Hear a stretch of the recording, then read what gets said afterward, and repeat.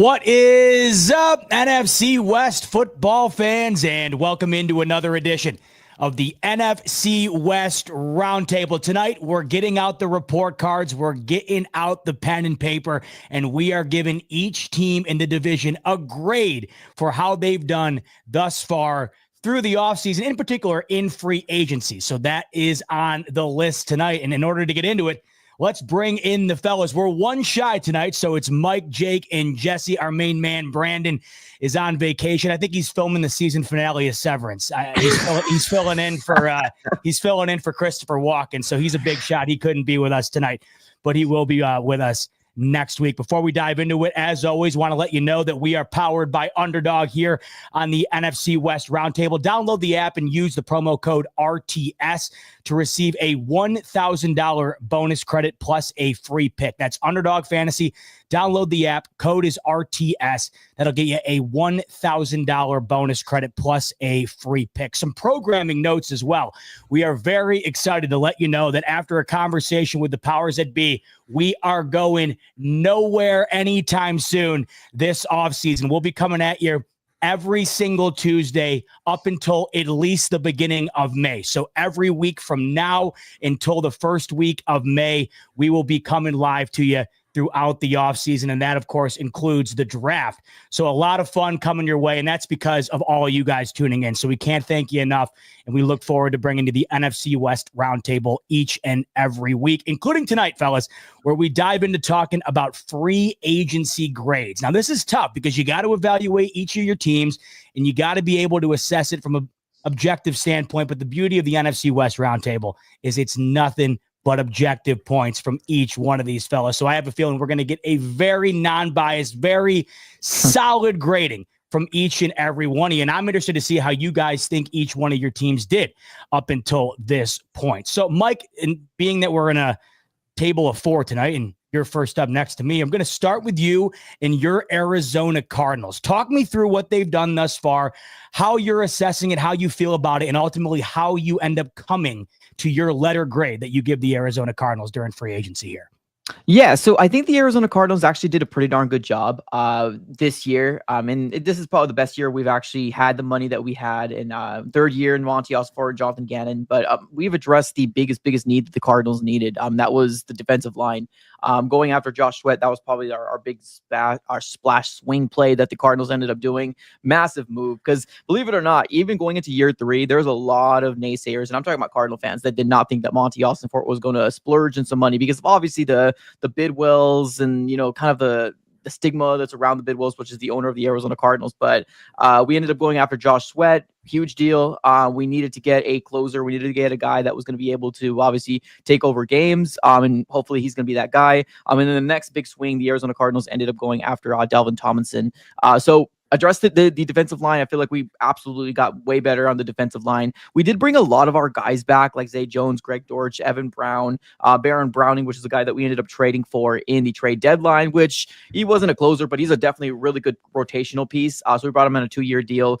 We brought in some interesting linebackers that I know that I did hear Jake say Akeem Davis-Gaither, somebody that, he's definitely intrigued with or likes. But we also did bring Micah Walker as well. I don't know. I don't really see these guys as starters. Now, obviously, I think one of them is going to be able to get the opportunity if the Cardinals don't go after and bring back Kazir White, which at this very moment, it doesn't seem like the Cardinals are going to bring back Kazir White, which is their former inside linebacker. Now, can the Cardinals go after another inside linebacker in the draft? Yeah, I think anything is on the table for the Arizona Cardinals in the draft. But overall, I feel like they did a very good job this year to address all the needs. Now, if I were to say one thing and kind of play a little bit of devil's advocate, if one thing I would say to myself, like I would really like them to focus on is kind of like the wide receiving core. Now, obviously, yeah, we got after Marvin Harrison Jr. with the 4th overall pick last year, but it almost kind of feels like the Cardinals are trying to run it back one more time with the same wide receiving core, which I like them. Don't get me wrong. I like Mike Wilson, which he's already under contract, but we ended up bringing back Greg Dortch and Zay Jones. But I don't know. I don't feel like they're very impactful. But I guess let's see what happens. I'm trying to think positive here. The Arizona Cardinals also signed Simi Fehoko, which I believe he was a former Cowboy and former Charger. I don't really know what the plan for the Cardinals are. I do need another slot guy in the middle to see what the Cardinals are going to do. So hopefully in the draft. But overall, great. I would say they did a fantastic job. Also getting a QB2 and Jacoby Brissett. I would actually say a B. I'm going to say a B. I think they solidly did a B. Good job for Monty Ossenfort. Last year, I would have given him a C, but we absolutely did a fantastic job in free agency. So I would say a B for the Cardinals. By the way, off camera, I was saying, fellas, I'm going to try something new tonight, add a little more depth to the show. I'm going to do solo layouts when you guys are in the middle of your rant. Leave it for my man Dave to come in and say, why are we only zoomed in on the Cards guy? I don't want to just look at him and him alone. I want to see Jake's wheels spin, is what he said down in the comments. So we go down the path of unforeseen on this show, and Dave's quick to let us know, hey, listen, I want to see all the fellas on the screen at once. You see them all on the screen in front of you right now. And Jake, I'll go to you. Mike gives the Cardinals a B, and it sounds like Josh Sweat, for the most part, Mike, is your favorite signing this offseason, you would say? That and Dalvin. And okay, so Jake, with that in mind, how do you assess what the Cardinals have done thus far, and how do you feel that grading of a B fares for those Arizona Cardinals? I think it's fair. I might even bump them up to a B+. I do like what they did. I actually think they got some guys that I don't really trust Dallas. So like Simi Fehoko, first he was with the Chargers, kind of got lost in the shuffle there. Then he goes to Dallas. I just don't really feel like he's gotten a great opportunity. He's a good blocker, can really, change his direction in midair, can get his body, contort his body. I think he could be kind of a red zone weapon here. And I'm not going to just say, oh, he's just a guy, when this is the same team that took Greg Dortch, who everyone looked at as a practice squad guy, and turned him into somebody. So you know what? I actually kind of like that move. I think that's very sneaky. Another one I think is sneaky is Michael Walker. I think this is a sub-package player that could be used as a weapon on that defense. And Gannon, when the wheels are churning, Gannon knows what he's doing. They go back, they get LJ Collier back, some good depth on the defensive line, which I like. I like Zay Jones. I don't think Zay Jones is going to, go crazy or anything like that. But, again, and I want to make this very clear to people, just because your team signed so-and-so does not mean they are going to make the 53. So this is an opportunity for these guys to work in camp. And if Zay Jones gets beat out by Simi Fehoko or vice versa, that's certainly possible. And a lot of these deals, we're going to see a lot less guaranteed money on. So there's not a super big hit, and you can take a little bit of a risk. And what I guess people would ask, why would Simi Fehoko sign a deal that's not guaranteed? Well, hate to break it to you, but when you're kind of at the bottom of the barrel, you don't have that big name. That's really all that's out there in the market. So I like those moves. Dalvin Tomlinson adds some beef up front. They did lose Roy Lopez to Detroit, so I like that move. Akeem Davis-Gaither is going to start because he signed a deal. He's getting paid $5 million a year. You don't pay $5 million a year unless, a guy's going to be like a really prevalent, sub-package rotational guy. And he might be, but I think he's going to start.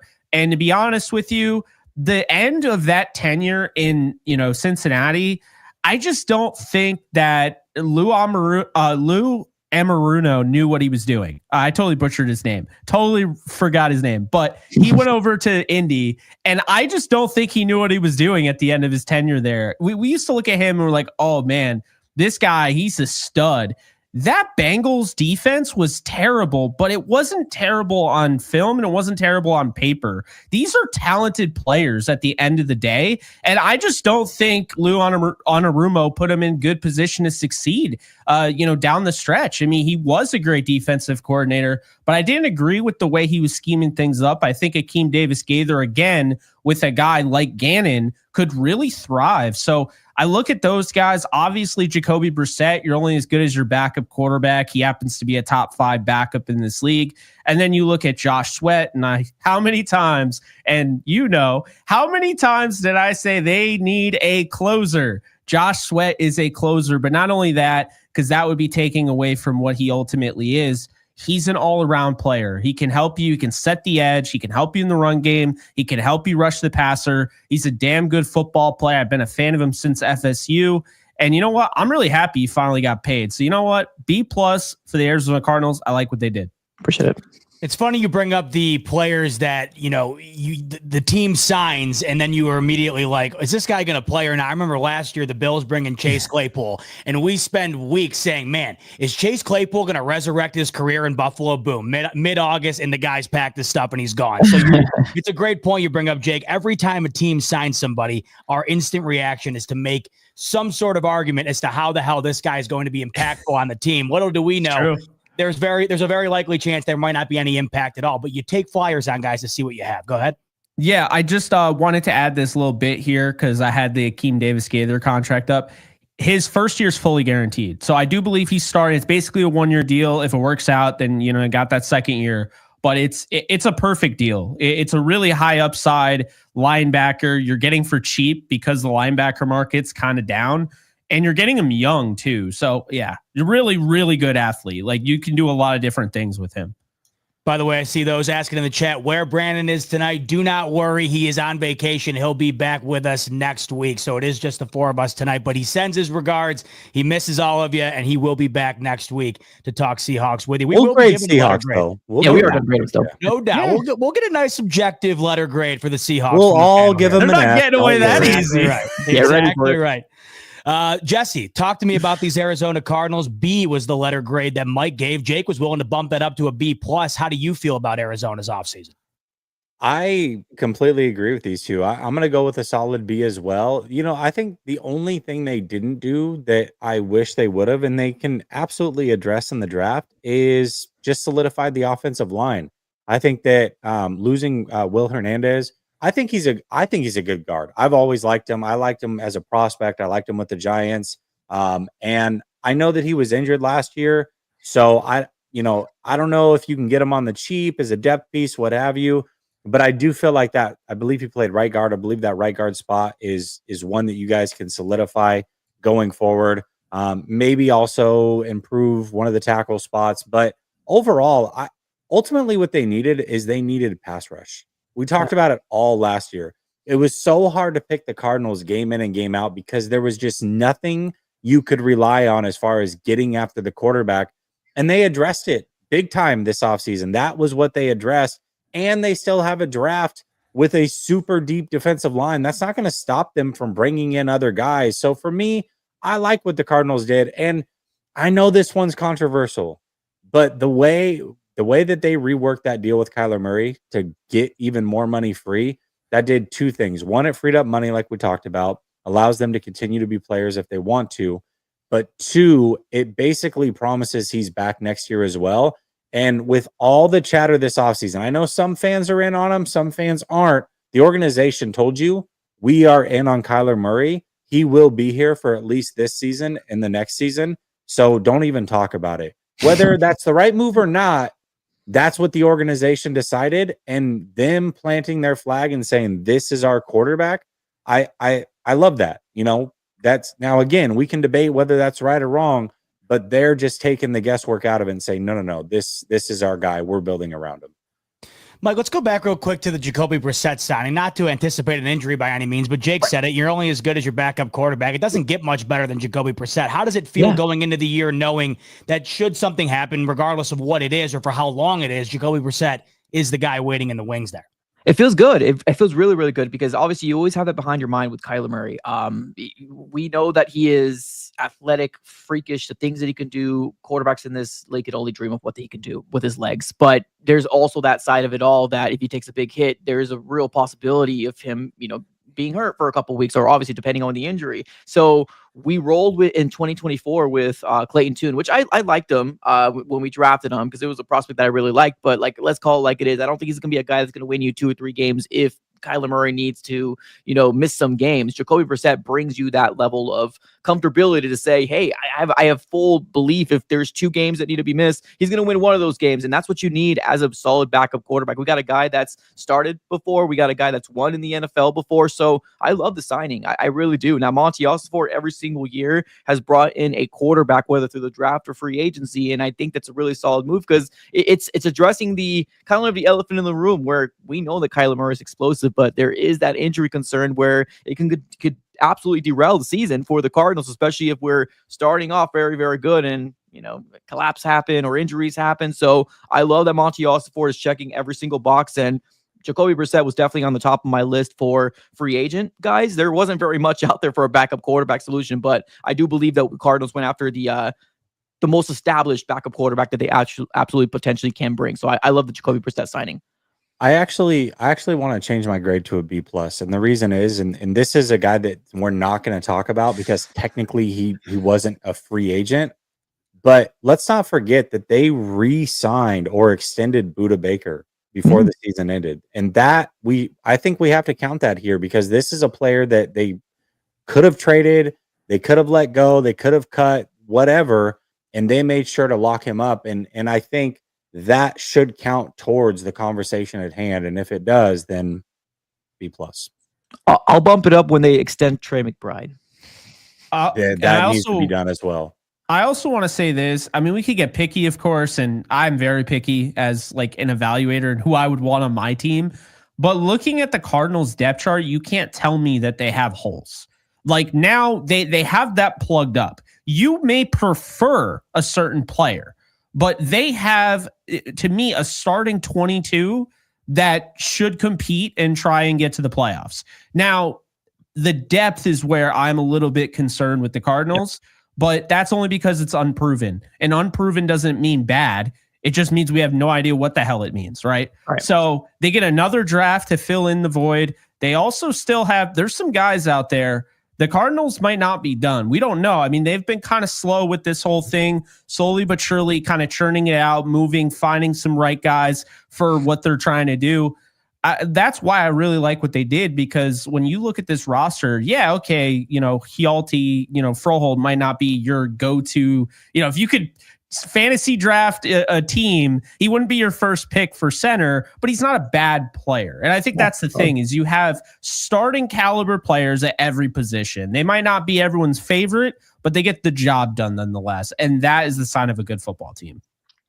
Jake, let's transition to another good football team in this division. And that's your LA Rams. They were the closest to getting it done over the eventual Super Bowl champion Philadelphia Eagles last year. And talking about quarterbacks, not a backup quarterback, but not a new face either.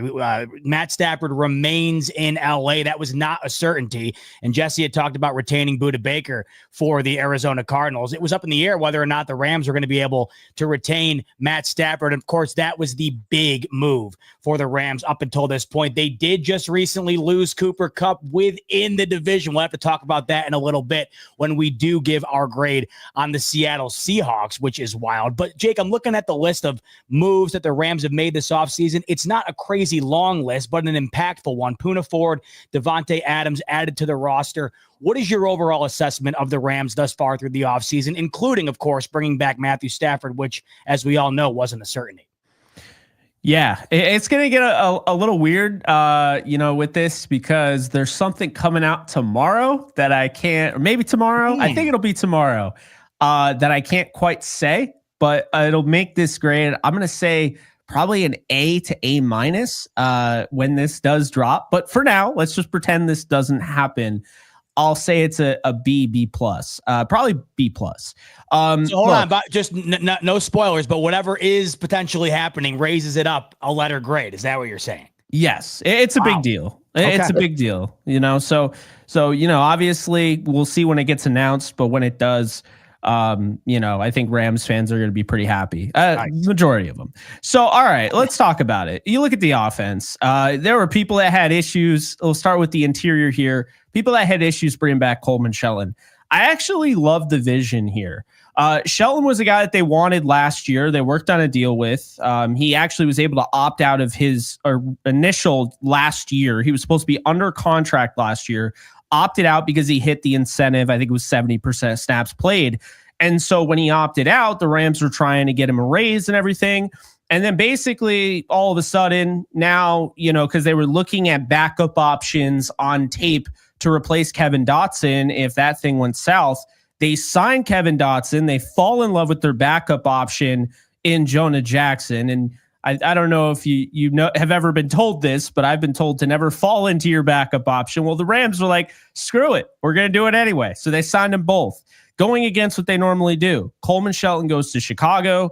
Now you have, of course, Jonah Jackson playing left guard, and you move Steve Avila to center. Well, that didn't really work out for whatever reason. That's what they're telling us. Avila didn't work out at center, so they tried Jonah Jackson at center. That was miserable. So Jonah Jackson was just the most, I think he was the highest paid sixth man on an NFL offensive line. So they trade him away. They get some really good capital. I think that should be included in this grade because the capital is that they saved almost $17 million in cap space, and they got out of that deal pretty much unscathed, which is wild because that could have been disastrous. And they got a 6th round pick to boot.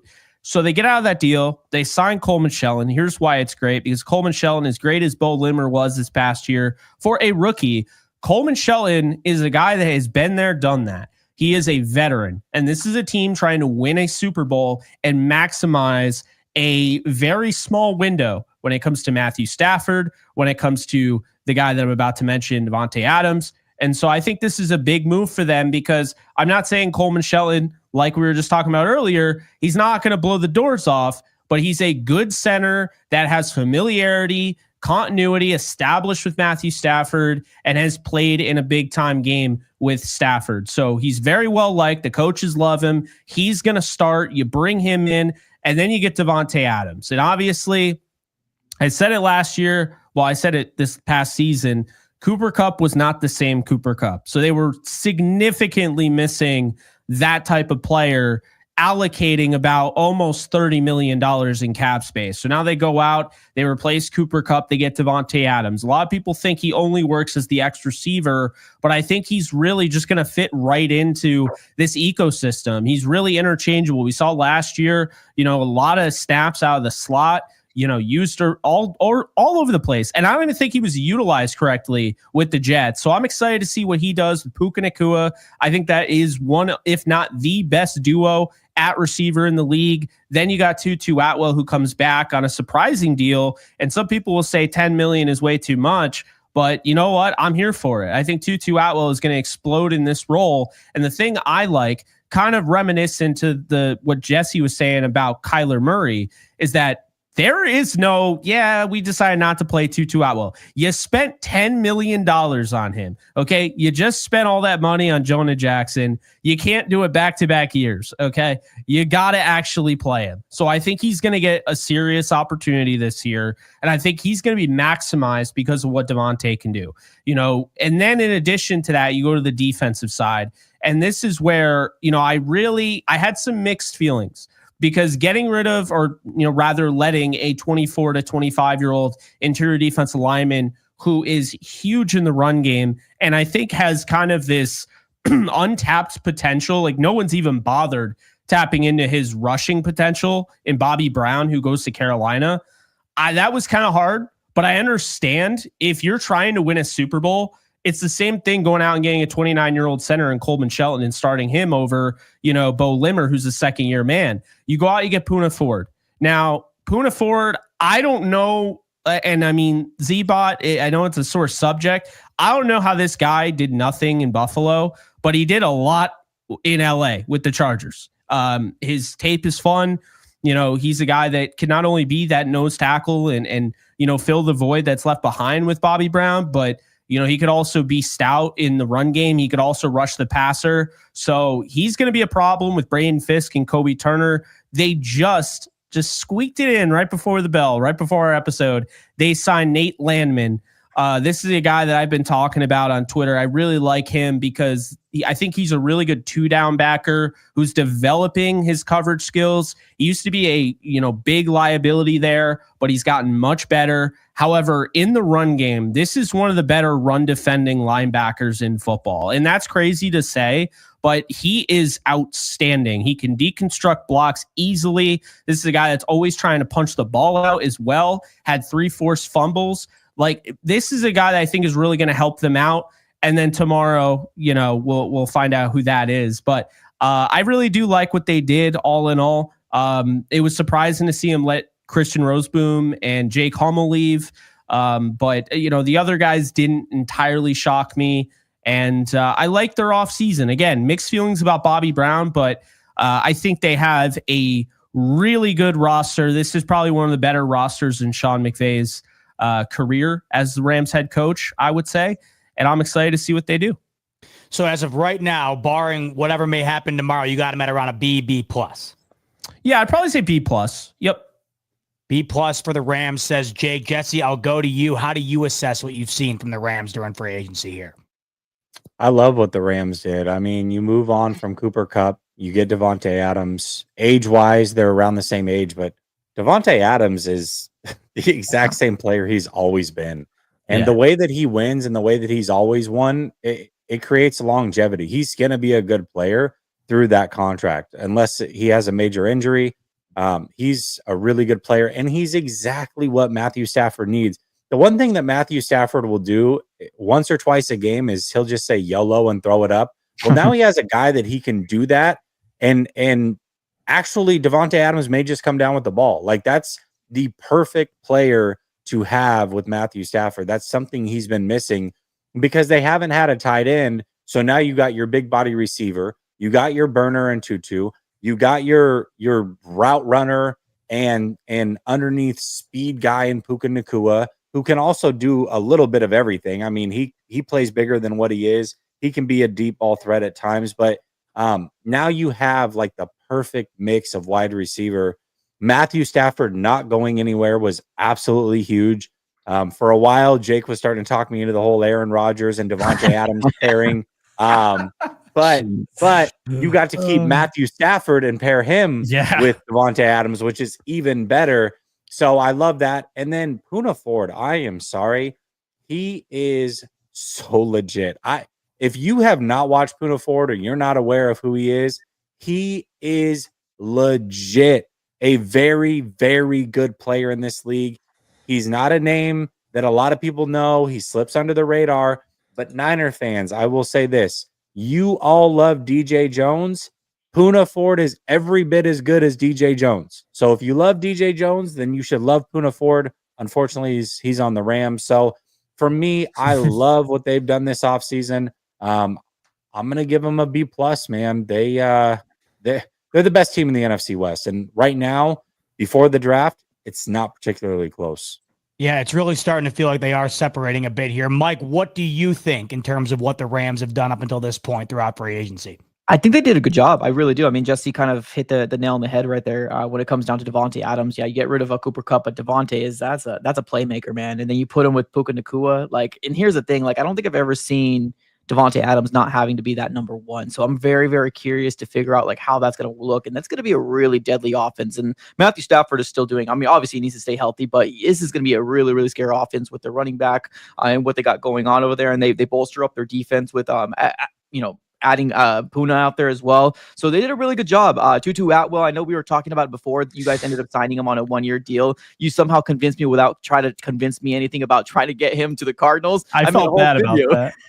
Made a whole video about how we need to go after Tutu Atwell, because that is kind of the player that we're looking for as well. The guy that's going to be able to separate, the guy that's going to be able to be in the slot for the Arizona Cardinals. You know, unfortunately, you guys went after him as well and signed him back to a 1-year deal. It was like $10 or $11 million. So this offense is going to be really, really good, kind of very dangerous. But like, what do you expect? The Rams are going to continue to try to push forward as long as Matthew Stafford is their QB1. They're going to try to run it back with another Super Bowl. He already got one under his belt. They want to, they want to get another one as well. I think overall, I think I'm a little bit more higher on them, maybe because it's the bigger names that they went after. Obviously Matthew Stafford's in my in there as well. I'm actually going to say A-. I think they did actually a pretty good job for free agency. So I'll say A-. I think they did a fantastic job.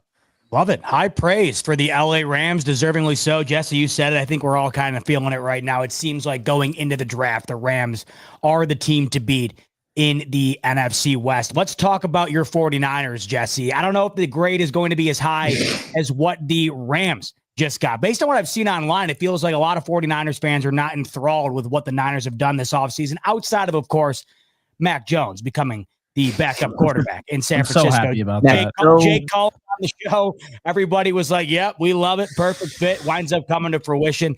But Jesse, outside of adding Mac Jones to the quarterback room, what's your big takeaway on what you've seen from the Niners thus far? And are you satisfied with it? Or is what the overall fan sentiment kind of turning into right now seem to be the one that you're sharing as well, where it's just not that exciting of an offseason? Well, it's not exciting if you're wanting to sign big name guys. But for me, I mean, anybody who's been watching my channel or this channel for an extended period of time will know that I've been talking about tearing this thing down for over a year. And so for me, I loved what they were doing up until the last couple of days. And then it started to confuse me a little bit. I love that they traded Deebo Samuel. I love that they didn't overpay for guys like Aaron Banks and Jalen Moore, Talanoa Hufanga. I wish they would have, went a little tougher after Dre Greenlaw, but you can't have everything. I love that they didn't sign Joey Bosa. For the most part, I liked what they had done, but over the last couple of days, I started to get mixed signals. This is a team to me that was cutting all the fat and taking dead cap hits for this year so they could have a ton of salary cap for next year. Then all of a sudden they cut Leonard Floyd, they cut Malik Collins. So now that pushes dead cap into next year because they're post June 1st cuts. They're up to 21 million in dead cap in 2026. You cut Kyle Juszczyk only to re-sign him. That didn't make any sense. I mean, Kyle Juszczyk is a guy for 2 years you asked to take a pay cut. Not only was he unwilling to this year, so you cut him, you take the dead cap for cutting him, then you re-sign him, so you take even a bigger cap hit to bring him back and give him an extra year. That doesn't make any sense to me. And then some of the signings that they made, it's like, listen, I know you've got to fill out a roster. I don't mind you signing a bunch of guys to 1-year deals, but when you go pay decent money to a backup blocking tight end, and then also keep Juszczyk, doesn't make a lot of sense. When you cut Leonard Floyd, but you also don't get Bosa, doesn't make a lot of sense. So I don't know what the 49ers are doing right now. So for that reason, I'm going to give them a C. If they had just stayed the course and done what they had been doing, if they had just let Juice go and not re-signed him, and if they had maybe not pushed some of this dead money into 2021, I probably would stand up here and say a B, solid B, and I love what they're doing. But they've kind of confused me over the last week, and it's like, man, do you guys really have a plan? Like, really, you guys let go of Deebo, but Deebo asked to be traded. If he didn't, would you have kept him? So I'm kind of confused as to what the 49ers are doing at this point. I really am. So in terms of a letter grade, you said you would lean B if there was more sense made around what they've done. But as of right now, what would you give them based on what you have seen? C. I'll give them a C because I do like that they've trimmed a lot of the fat. I do like that they're taking a ton of cap hit this year and not pushing that off into the future. They had the option to push a lot of this dead money into the future, and they didn't do it for the most part. But because you have the Kyle Juszczyk release, bring him back, give him the extra year, cut Leonard Floyd, but don't sign anybody else in his place, that's a little bit confusing for me. So that's why I drop it down to a C. Now, you mentioned your confusion. As of right now, what do you think the Niners are doing going into 2025? Are they trying to do a soft reboot here, or are they just trying to find a way to win now while also trying to get better in the near future here? Like you just have no idea. You're kind of like at a loss for words. I'm at a loss. I mean, I'm really at a loss. I thought I saw the vision, and then over the course of 4 days, I've lost sight of the vision. It's like I'm on a boat in the middle of the ocean, and I feel like I've got a sense of direction. And then it's like, oh shoot, my compass broke. I don't know which way I'm going, and everything looks the same. So that's the way I feel like with the 49ers right now. Mike, what are you thinking about these Niners right now? Because it does seem like in terms of identity, we've always known what the Niners have been, at least for the up until now under Kyle Shanahan. It's always felt like we know what the Niners are. But hearing Jesse talk and kind of watching this offseason unfold a bit, it is kind of tougher to come to a conclusion going into this upcoming season exactly what these Niners are. So in your opinion, based on what you've seen, what's your big takeaways here? How would you assess them? What's the lowest grade we can go? I'm just kidding. No, I mean, I'm hearing Judge. I mean, I hear his point. I really do. Like what they've done, like you can go down this list and you're just like, wait, who? What the heck? What's going on? Like the Mac Jones one is probably the one I'm like, all right, good job. You guys wanted him in the draft and you guys ended up bringing him after all. There's that. And now you're right. The whole Luke Farrell thing, like what is it? A 3-year deal, 20.25 million dollars, $11 million guaranteed. I don't know. It just doesn't make sense. Like a lot of these moves that were done, and then bringing back Kyle Juszczyk as well. And I know how you guys feel about Kyle Juszczyk. It's just I don't know. It's just a weird situation. I do feel like if you guys did understand it, and that's the funny thing too, because when you're looking at your team, you can be on the boat with them if you ride out the vision, if you know what they're trying to do. But the confusion adds to just more, I guess, frustration because you just don't know what the heck they're doing. Because I don't know, like somehow deep down, I feel like they're trying to trim the fat to pay Brock Purdy because that just kind of feels like what they're trying to do. But like, I don't know, man, you put this roster up, which I know they still got talent on there. Now they're aging, but they still got some talent. But I don't know, Brock Purdy's going to be performing to the level of all the people's expectations out there, but we'll have to kind of wait and see how that shakes out. But overall, what I would say with you guys, honestly, I'm not going to be a jerk. I would say C-. Like there's not big, but I understand kind of what you're doing, but not really. I'm confused. I'm enjoying the downfall that I am. I'm enjoying that. I would say C-, and not just me, I guess, being a little nice. I would actually say D, but I'm going to say C-. Listen, if they don't extend Brock Purdy, I'm going to move it up to an A. Just remember that. Dang. Wow. That's fair. A lot riding on the letter grade for the Niners based on whether or not Brock Purdy gets his bag. We don't know if he will or not, but I have a feeling doesn't it's have coming to. at some point. He's getting paid. I mean, Yeah, you're right, Jake. I'll go to you, Jake. I'm dead serious. How do you trust any of this? Do you think they just signed Mac Jones for the hell of it? No. I mean, with this regime, yes, they do. If Brock Purdy gets hurt, he's never playing another down for the 49ers again. It's going to be Mac Jones's team. Like they've wanted Mac Jones forever. Well, Kyle Shanahan wanted Mac Jones. John Lynch did not. And obviously that's not the only player that Kyle Shanahan wanted that John Lynch did not. Anyway, the point being, looking at the 49ers, man, like I do see. It's weird because I totally get what Jesse's saying. I see they're going to do their rollover cap thing, go over 100 million in cap next year because they'll roll over about 40 something million, which isn't that the rollover cap from last year? Yeah. Yeah. Basically. So they're just going to roll over cap back to back year. I don't know. The Juszczyk move really made no sense. The thing is, he's so meaningless for their offense that I'm not going to absolutely crush them. But at the same time, 7 million guaranteed after you couldn't just stand on business. And because of that, think about this. So you mentioned Luke Farrell, right? Or Farrell. He cancels out Dre Greenlaw's comp pick. Just think about that. Everything Dre Greenlaw brought to this team, what he's bringing to Denver, and you're willing to cancel that out for a blocking backup tight end? That's wild to me. That's a fifth round pick. Anymore.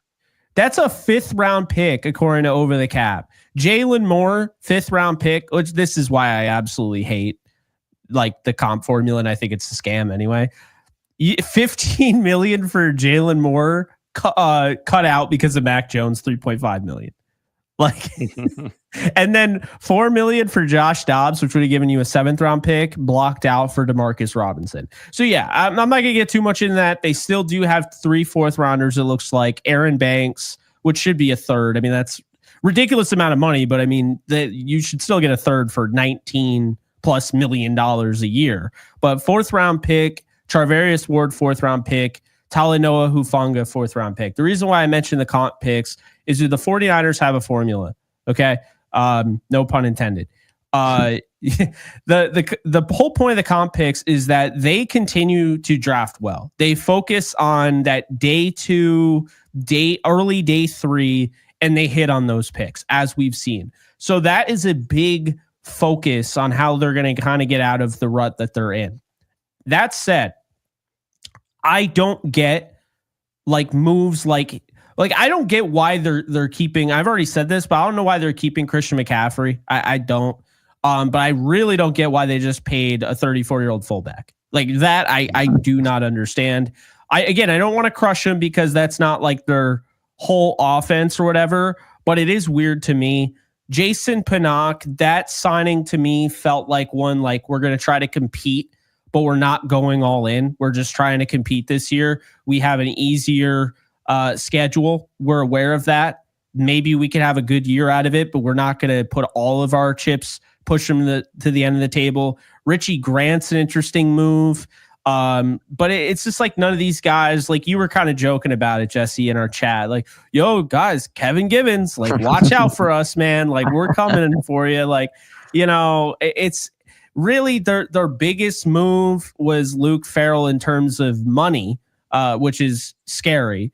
But really their biggest move, I think, is Mac Jones, because he plays the quarterback position, and that in itself is always going to get people's ears perked up, like myself. So, yeah, I mean, really, I think you have to account for 70 plus, 80 plus $1 million, whatever they're actually going to eat.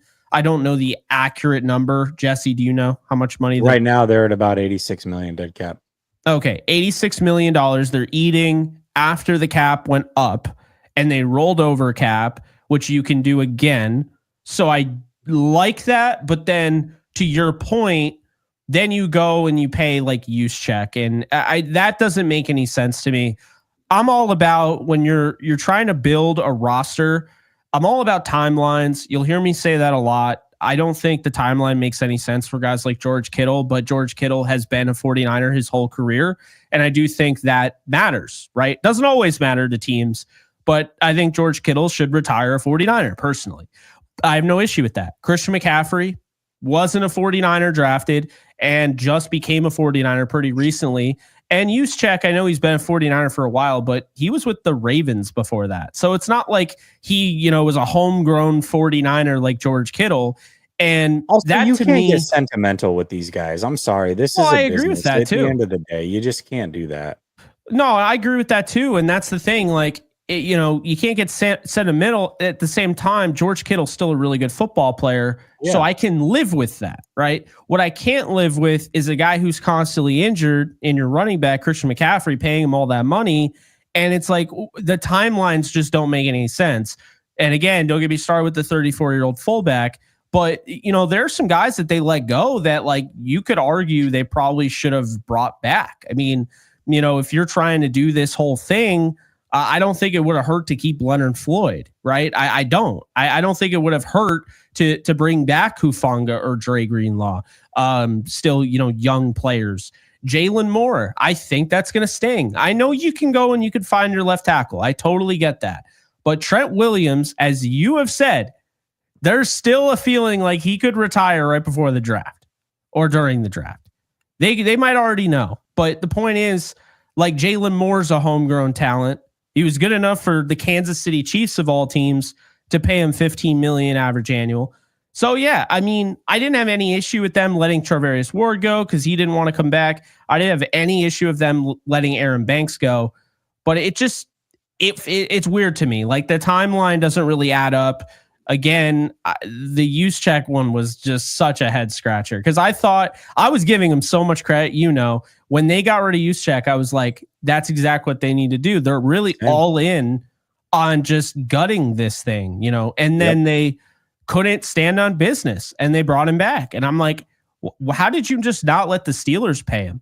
Like, the Steelers were going to pay him and then they stepped up to the plate, and I think they offered a little bit less, but he chose to go back because I don't know. It's weird to me. I'm going to give them a C because I have no idea like kind of what they're trying to accomplish here. I think they're still a quality football team. Like, if you look at the NFC West compared to every other division, they're still one of the best divisions in football. The 49ers could very well win 10 games with their roster right now and their schedule, but I don't know if they even know what they're doing. Like, you know, like with Brock Purdy's contract, I feel like they're kind of staying away from spending big money.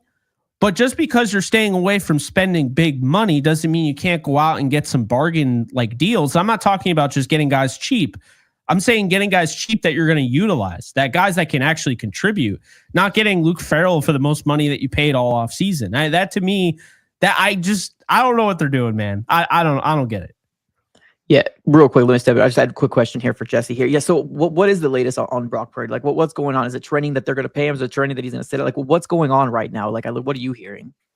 I mean, I think everybody still believes he's going to get paid, but it just what was supposed to be a cut and dry contract has turned into something that nobody necessarily expected. And now the forecast is, well, if it gets done, it's going to be in May. But you've heard literally everybody that talks about this contract always throw in the caveat, like, but there's no guarantee. It might not get done. They're going to do their best, you know. So I don't know. I don't know Yeah. what's going to happen with it. And so that gives me hope. It gives me hope. But you know, I still think that they're probably going to get a contract done. You know, to me, I think the hang up really comes down to years more so than it is money. I don't think the money's the hang up. I think it's the years. I think the 49ers want to have a more short-term contract. And I think Brock and his team, understandably so, want a longer-term contract. I could be wrong about that, but that's just the feeling that I get. Fair. Oh, and the Jordan Mason trade was horrific. Yeah. That was just absolutely terrible. I absolutely hated that trade. I don't get it. Yeah. Is that Scadaboo coming? I think it's obvious dude, now. It's so obvious. Scadaboo. Of course, our fan base would like be enthralled with Cam Scadaboo, dude. It's like, come on, he's fine. He's a fine player, but geez, dude, like, come on. He's Kareem Hunt 2.0. I mean, that's what he. I love him. There's no more fun guy to watch than that. If not for anything else, the entertainment value would be there. But that Jordan Mason move was head scratching. I thought the same thing, Jake. Yeah, he's such a good player. I really think Jordan Mason is going to go. He just never got the love here, man. I mean, if you really go back and you look at how everything played out, he was sat when he shouldn't have been. He was averaging over 5.6 yards a carry. He couldn't even get on the field. You know, I saw it because it was like, okay, well, he doesn't know his assignments always. It's more than just running the football. I understood that a little bit. Then this year he does get on the field. He breaks out literally week 1. The moment he hits the podium, he's asked about the Christian McCaffrey thing. And he's like, oh yeah, no, we knew like well before the game that Christian McCaffrey wasn't going to play, which was illegal because the 49ers are supposed to let everybody know, and they acted like it was a game time decision. So then he gets reamed for that. You could tell he's just like not Kyle Shanahan just never takes to him. And it just, the whole thing's a disaster. The moment that CMC comes back, he gets 0 burn, even though he's healthy. Good for Jordan Mason. I don't think he wanted to be here anymore. So, yeah. I mean, they did kind of, and I know Jesse will probably disagree with me to an extent because he wasn't the same player, but they did kind of the same thing to Trey Sermon. He had a couple really good games and then they kind of buried him. And I think really it's just one of those things where you're talking about a really complicated offense, complex. Everybody needs to know what they're doing. And those are the things behind the scenes. At the same time, there are guys out there that would probably say they didn't enjoy playing under Kyle Shanahan, Jimmy Garoppolo being one of them. So I don't know. I mean, I think it's a little mix of both. I mean, sometimes you have to at least have some sort of bandwidth there. Like you have to understand, I mean, Jordan Mason's a young player, wasn't drafted. I don't know. All right, guys. Last but not least, Brandon's not in the building with us tonight, but we have a ton to talk about with the Seattle Seahawks. Within the last couple of weeks, the identity of the Seattle Seahawks as we know it has completely changed. DK Metcalf out the door. Geno Smith out the door. In the door, Sam Darnold. In the door, Cooper Kupp. In the door, MVS, DeMarcus Lawrence. The Seahawks have been active, and they are a completely different football team heading into 2025, in particular at the most important position, swapping out Geno Smith for Sam Darnold, probably one of the bigger storylines of the offseason thus far. Mike, I'll start with you. What do you make of what Seattle's done over the last couple of weeks? And is it positive, negative, somewhere in the middle? What's your overall vibe on Seattle? I think it's somewhere in the middle. I still do think that their defense is pretty solid. Obviously they bring some big pieces back, like Ernest Jones and Jordan Reed. I think that those are definitely moves. And then they added DeMarcus Lawrence, former Dallas Cowboy. I think that is where their identity is, obviously with their head coach and Mike McDonald. So I think that's their identity and what they want. But like, yeah, their offense completely just flipped this all in our ear. Like, I'm just so curious to figure out like what, like, I don't know, like in a world to say I'm going to switch out Geno Smith for Sam Darnold, it's just weird. It's weird. I get Sam Darnold had this great season with Kevin O'Connell and the Vikings over there, and he deserves it. I mean, that's what kind of is it, right? It's recency bias. You have a great season, you get paid the next offseason, especially if you're going to be a free agent. So he cashed in perfectly when it comes down to it. It's just, I don't know what to make with it, honestly. I mean, I do like Cooper Kupp, but can he stay healthy, right? That's going to be the biggest question, because you're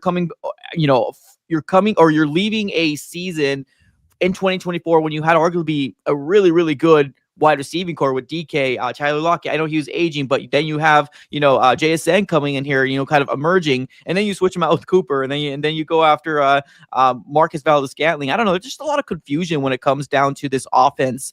I know they believe in Sam Darnold. Obviously, they do. I mean, they signed him to a $100.5 million deal, $55 million guaranteed, and switched him out with Geno Smith. But I don't know. There's just a lot of confusion. There's going to be a lot of moving parts with this offensive side of the ball. I know right now that I can say, looking at the roster, that the defense is going to be their identity. I still think they got a lot of good young pieces on the defensive side of the ball with the Seattle Seahawks over there. But I don't know, man. I kind of find it somewhere in the middle. They made moves, and I'm actually very surprised that they even made a move like this with Sam Darnold, being the fact that they didn't really have a lot of cap heading into this year, but they still got it done. They got Sam Darnold, they got their QB, and they're willing to use at least 3 years, 2-3 years, depending on the guaranteed salary and how any voided out years go by. But it's very intriguing, and it's going to look very, very different. I'm still trying to brace myself to see a Seattle Seahawks offense with Sam Darnold, not seeing ghosts out here. So I'm curious, man. This is going to be very interesting. I'm going to give them a C, just because I want to give him some sort of love. I want to give him some sort of credit for actually making these moves, because it takes some balls, man. It takes some real serious balls to do something like this and actually changing it up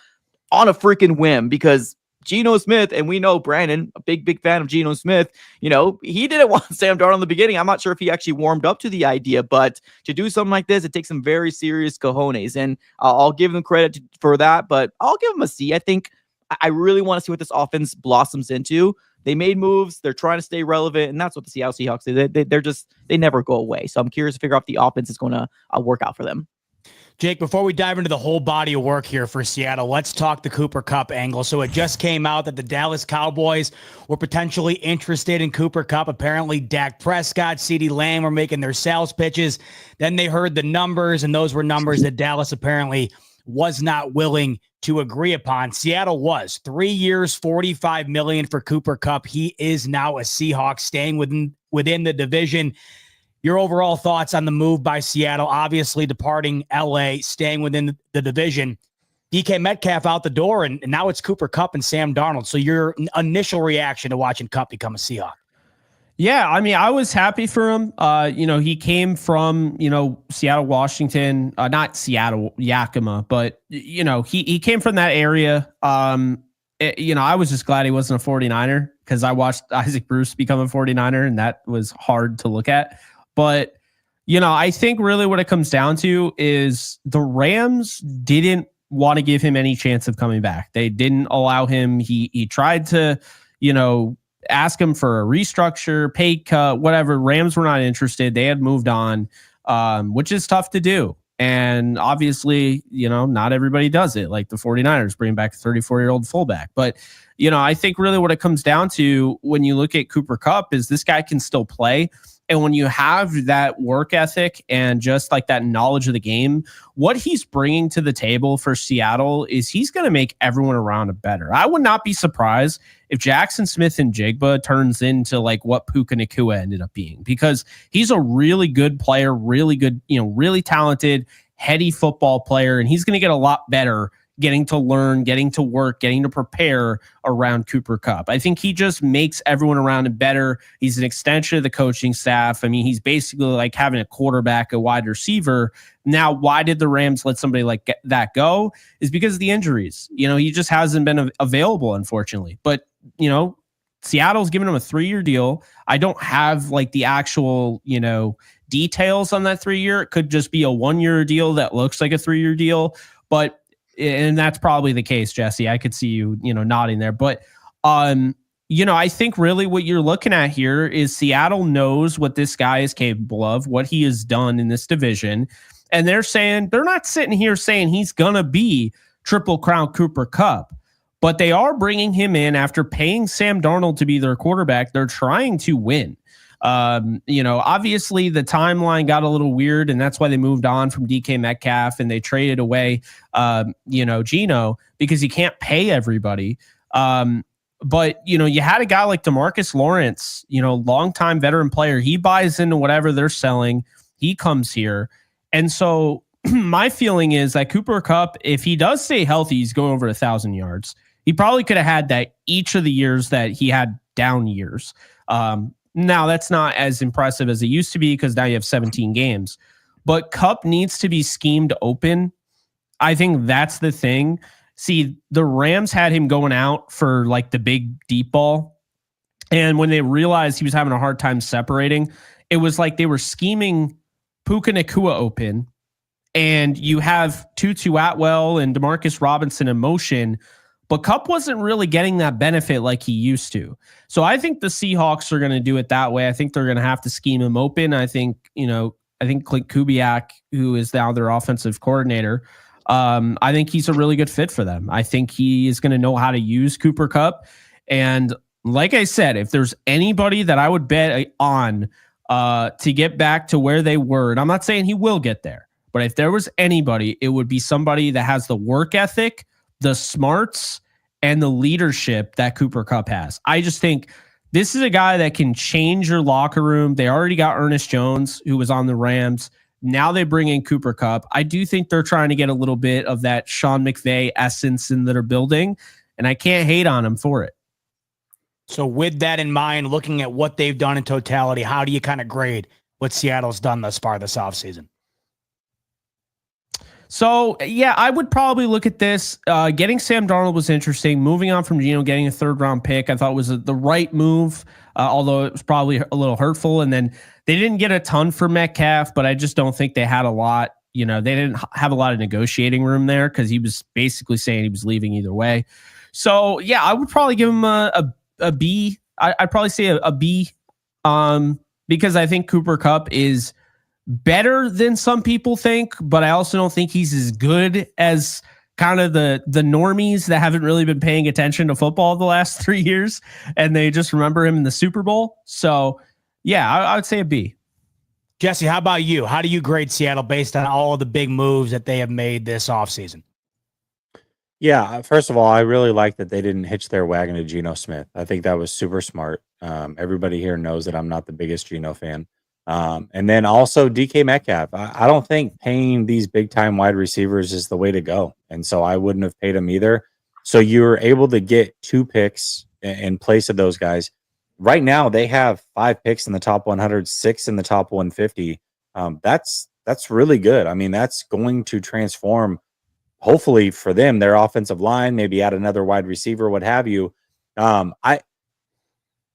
Also, though, at least through free agency, I don't know that they got better. Like, to me, Geno Smith and Sam Darnold is essentially a wash. I mean, maybe Sam Darnold's a slight downgrade, but not much. DK Metcalf is better than Cooper Kupp. Obviously, Lockett is better than Valdez-Scantling. So from the standpoint of they didn't get better, but they made moves that were smart as far as not hitching their wagon to DK or Geno. And then the Sam Darnold deal, the way that it came out, ended up being a 1-year deal for $37.5 million or whatever. Brilliant move. It's nothing guaranteed past 1 year. Literally a clean-cut deal. They can get out of it with no problem, which means they're not going to be afraid to draft a quarterback if one falls to them.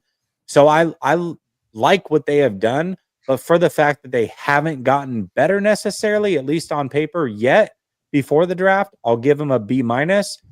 But, they have a really good draft. The offseason as a whole certainly could be a solid B+, when this whole thing's said and done. So we'll see how the draft goes. But I like some of the things they did. Some of the other things, I also don't know how the Lawrence deal and the Kupp deal break down. The sticker shock is high, and I'm like, oh, I don't know. Those are massive overpays. But again, much like the Sam Darnold deal, we may find out, to Jake's point, that those are 1-year deals, and then I love them. You know what I mean? So the sticker shock's a lot on those two. We'll see how the deal actually breaks down. But overall, I think they've had a good free agency period. Yeah, draft will be real. Go ahead, Mike. Sorry, let me change mine to C+. I'll give them a little love. C+. bumping up the letter grade on the way out for Seattle. It's going to be interesting. Their draft should be big for them, right? 5 in the top 100, I think you said, Jesse. So that's big. Mm-hmm. And if not for anything else, they're going to be interesting to watch. Like you said, Jake, the idea of Sam Darnold in that Seahawk green is going to be definitely something I have my eye looking out for going into the season. It's just going to feel weird. It's going to feel different. But if Sam Darnold can play the way he played last season, who knows what Seattle could be capable of in 2025. So the grades are in the books, and now it's time for everybody's favorite part of the show, Super Chat time. And we start off with Dave, who says, no walking. Well, at least my brother Jesse is in the building. Yes, indeed. Like I mentioned, I think Brandon is out filming right now. He's a stand-in for Christopher Walken, but he will be back next week. We got to let our man thrive. Listen, he's the jack of all trades, but he will be back next week. Ernesto coming in. He's saying Hawks fans are funny. They said Cooper Kupp is washed, signs with them. Now he's the 2021 version of Cooper Kupp. Just take care of our boy. Sweep incoming. We talked about this a little bit earlier, fellas. This happens no matter what team you're on. When you sign a guy, immediately it becomes, all right, how is he becoming the best version of himself 100%. Now that he's on our roster? But, Jake, you said it. I mean, if there was ever a guy that could bounce back, I mean, we've seen how good Cooper Kupp can be. If he stays healthy, it'll be interesting, if not for anything else. It will. I've heard Rams fans, though, like, there are a lot of fans, don't get me wrong, they love Cooper Kupp. They know what he brings, and they're happy for him. But I've seen some that are like, oh, good riddance. He's trash. And it's like, dude, yeah. The way he was in the Super, like, you don't have a Super Bowl without him. And we could talk about that with Stafford, but he was key and critical, and they didn't have him in the first Super Bowl against the Patriots. So who knows how that would have gone down if he didn't tear his ACL? I don't know. Hopefully it would have been a better watch. I could imagine it probably would have been at the very least, right? In that game. I would assume so. Yeah. Ruiz coming in. He's saying Kupp getting the Debo treatment, 17, 12, and 9. Not sure what the numbers mean. 17, 12, 9. I have no idea. Always keeping us on our toes. Oh, that's no. That's Puka, that's Devontae Adams, and that's Matthew Stafford. That's what he's saying.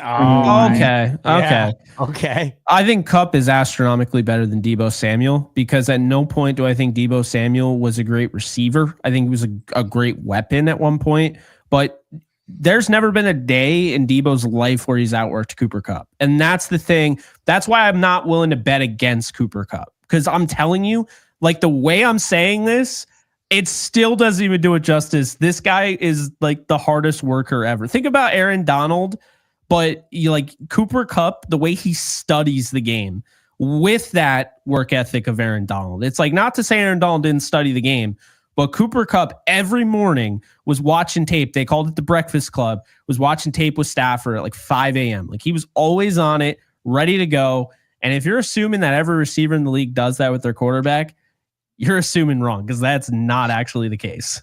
I'm not willing to say that he's washed either. Like, to me, it was weird watching him late in the season because he couldn't separate, but I've got to imagine that those ankle injuries were just holding him back. And so to me, it's like the health is going to be a concern. Maybe there's just games he doesn't play, but assuming that he's healed from that ankle injury, like what we saw on the field late in the season of him not being able to separate, I don't know that that's who he is now. If it is, then it's an awful signing.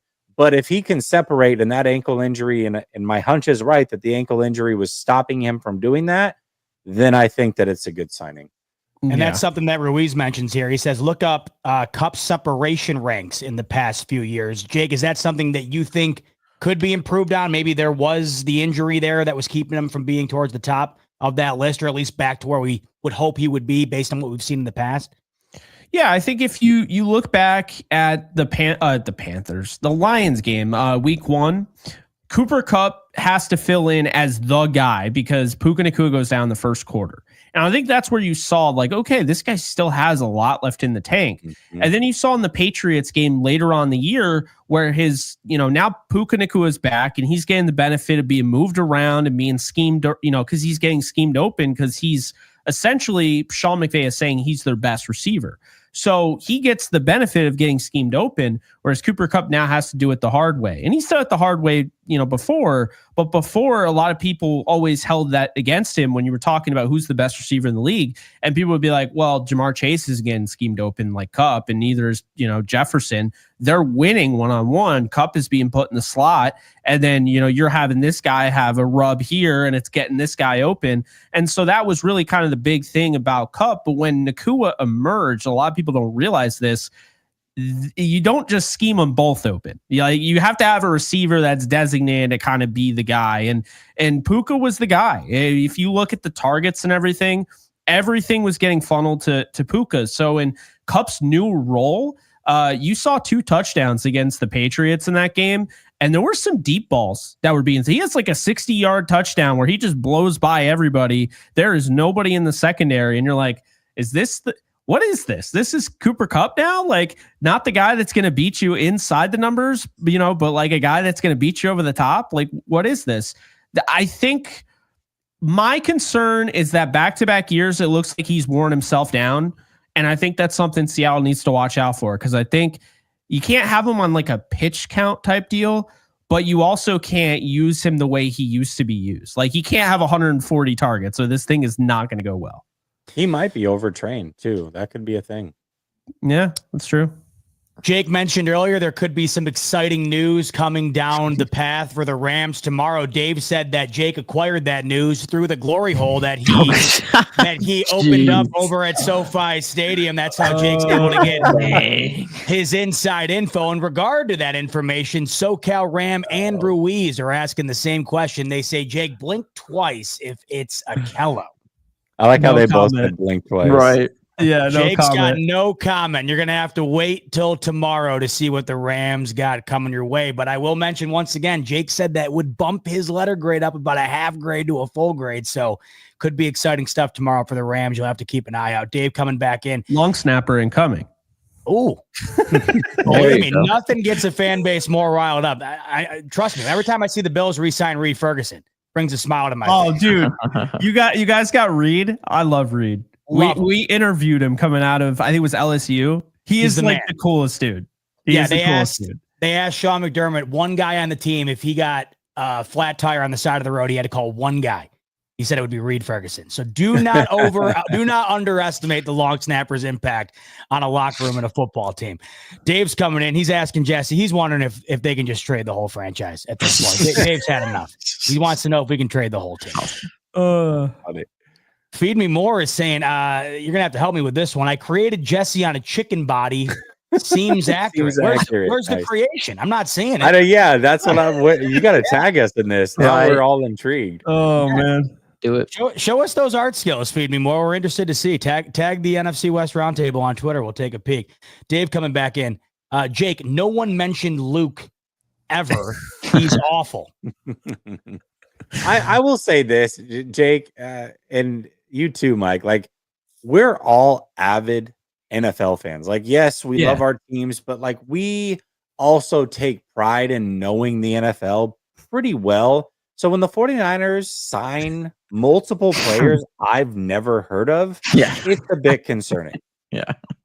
I did know who he was, but I was just surprised that he made that much. But you know what? I don't want to say I am pro player. I'm pro getting your money and everything. So I'm not trying to say that, Luke, all those years.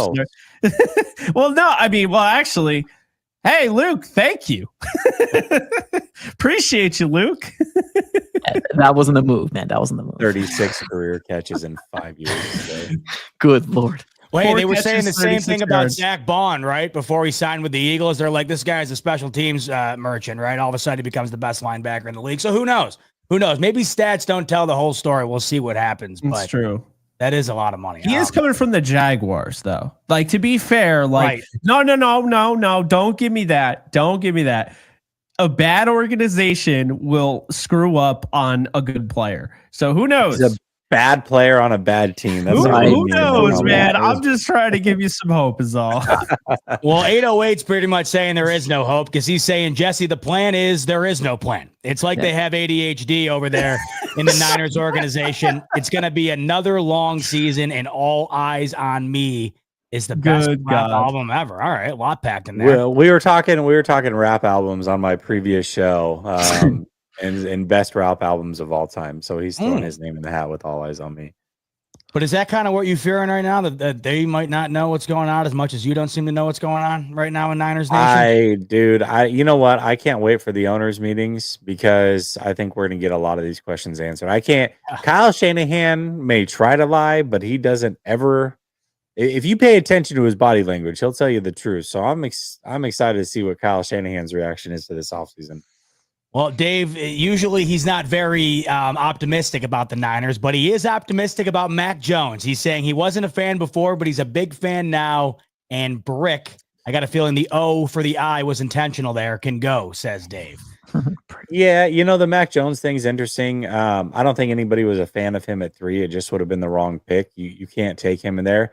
But I will say this. If Mac Jones had been in the 49er uniform for that from 2021 on, people would think he's the second coming the way they do Brock Purdy is. I guarantee it. Yeah, it's a solid point. Terrence coming in. He's mentioning what you had alluded to earlier, Jesse, how the Seahawks have 5 picks in the top 100. So they're not done this offseason by any means. They've already made moves. And and for a team that's got to get, it's weird. They seem to be in a position right now where they are good enough to compete right now, but they do seem like they're trying to get better in the long term here. And I think what you mentioned earlier, Jesse, was spot on, how they've kind of set themselves up in a good spot to do both here.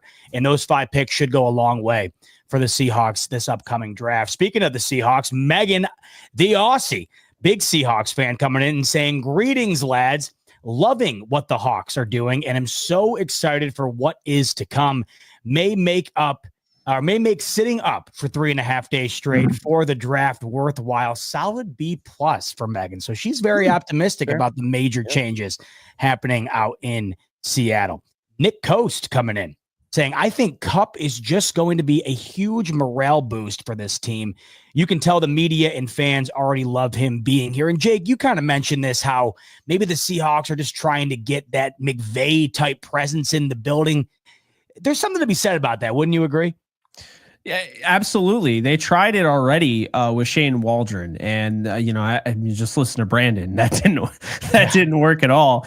To be fair, Shane Waldron was available, and the Rams chose not to bring him back. So I think it kind of tells you. But all jokes aside and everything, Sam Darnold is coming from the Kevin O'Connell offense.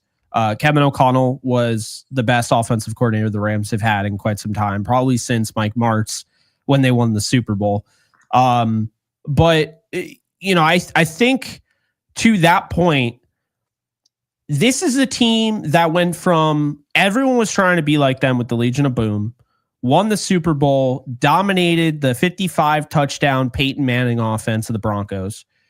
And then after that, despite having Russell Wilson win a Super Bowl early on in his career, he never won another. And Seattle was kind of just that cockroach that never died. They were never terrible, but they never got back to that prominence.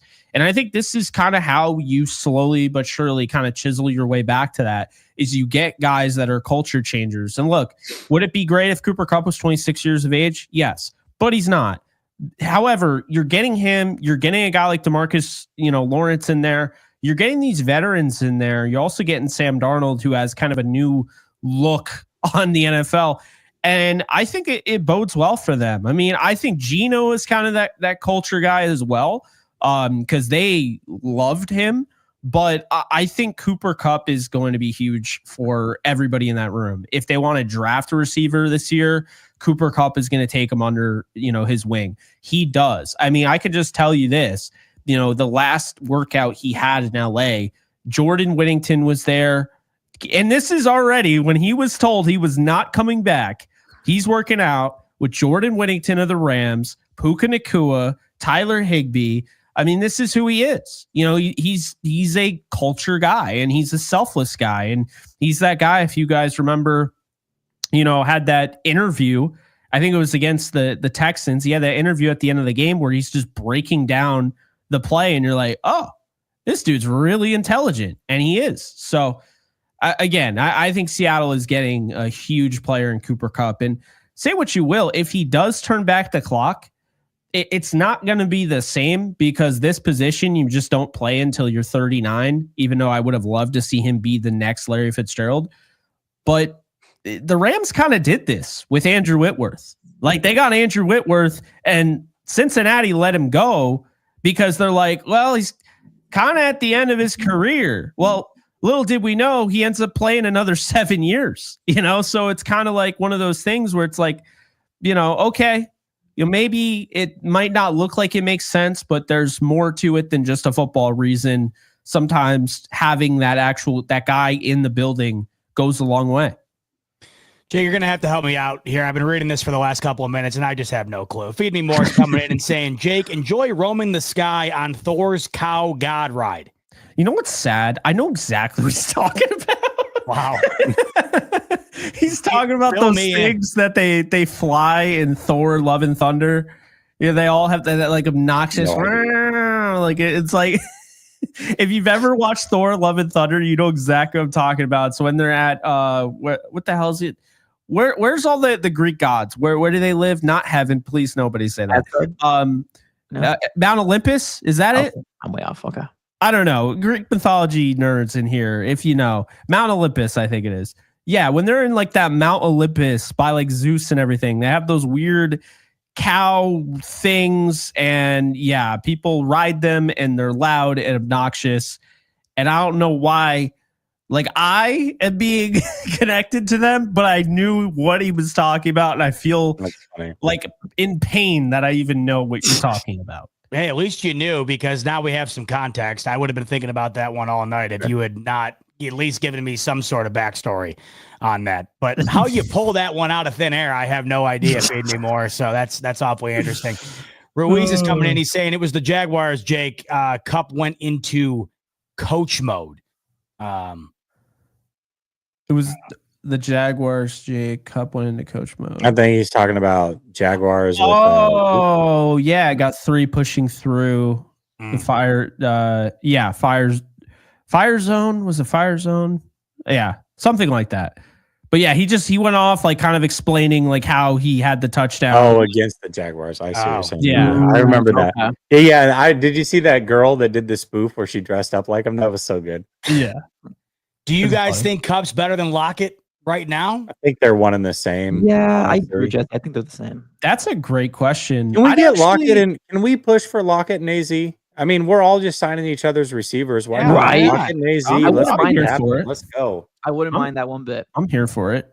He's another guy, really good attention to detail, really smart player. I would say Kupp because he might still be one of the best blocking receivers in the league. I mean, he's got some of the best technique you'll ever see. So I'd probably say Kupp just for that. That would be the tiebreaker, but Lockett could still play, guys, and he could still generate separation. I could see him in Buffalo. If Lockett comes to AZ, it's Lockett all the way. He's the best. No doubt. He's number one. Number one. I'd like to see him go to a good team, be able to compete. He's a good player, and he won't be a Hall of Famer, but he's just going to be one of those guys where you're like, yeah, Tyler Lockett, he was a great player. Yeah, So Dave coming in. This is killing me. Lyle is the squirrel in Ice Age, and running backs are his nuts. Yeah. That's awesome. I like that. Oh, good one, Dave. All right, to end us out tonight, Edwin's coming in. If each of you could take one player from any team to play for yours this year, who would you pick? You can't pick a quarterback. I wouldn't. By the way, Rams going to win it all. Mike, I'll start with you. Oof. Man, well, let me look at the Rams here real quick. It's 49. I don't want nobody from the 49ers right now. Let's see. Rams. From any team. Okay. He's going right to the Rams here. You can pick from any team. Yeah, I noticed that. I thought he meant division, but it is any team. Not the division. Yeah. Okay. Well, then Myles Garrett. Oh, fair enough. Oh, I went straight to division. If you could take one player from any team. Are we doing like no cap restriction on this? No, just go nuts. Okay. Just go nuts. Okay. Myles Garrett from Mike. I like it. Jake? Oh, this is tough. I mean, what do the Rams really need? They don't have a ton of needs.